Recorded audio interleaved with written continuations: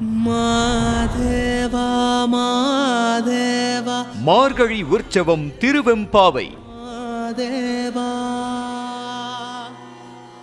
மானே நீனலை நாளை வந்துங்களே நானே எழுப்புவல் என்றலும் நாணாமே. மானே நீனலை நாளை வந்துங்களே நானே எழுப்புவல் என்றலும் நாணாமே.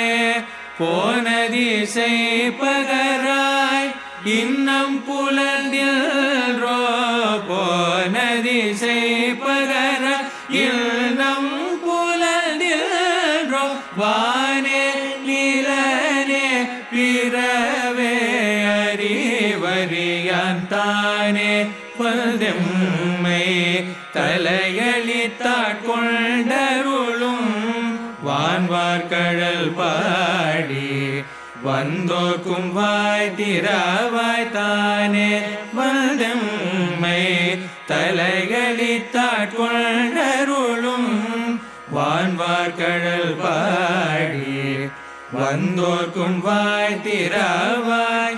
ஊனே உருகாய் உனக்கே ஊரும் எமக்கும் ஊனே உருகாய் உனக்கே ஊரும் எமக்கும் ஏனோர்க்கும் தங்கோனை பாடேலோரும் பாவாய் ஏனோர்க்கும் தங்கோனை பாடேலோரும்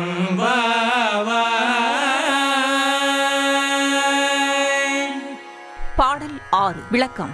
மான் போன்று மருண்ட பார்வை உடைய பெண்மணியே, நேற்று நீ பேசும் போது நானே வந்து உங்கள் அனைவரையும் எழுப்புவேன் என்று கூறினாய். அந்த பேச்சு காற்றில் எந்த திசையில் பறந்து சென்றது என்பதை எங்களுக்கு கூறுவாயாக. சொன்ன சொல்லை காப்பாற்ற இயலாத நீ அதற்கு வெட்கம் கொள்ளாமலும் இருப்பது விந்தையாக இருக்கின்றது. உனக்கு இன்னும் பொழுது விடியவில்லை போலும். வானுலகத்திலும் பூவுலகத்திலும் உள்ளவர்கள் அறிய முடியாத சிவபெருமான் நம்மீது கொண்ட கருணையினால் அவன் தானே இறங்கி வந்து நம்மை ஆட்கொண்டருளி ஆகாயத்தில் விளங்கும் தனது திருவடிகளை நமக்கு தந்துள்ளான். அவனது திருவடிகளின் சிறப்பினை நாங்கள் பாடிக்கொண்டு இருக்கின்றோம். ஆனால் நீயோ வாயிற்கதவைத்தான் திறக்கவில்லை.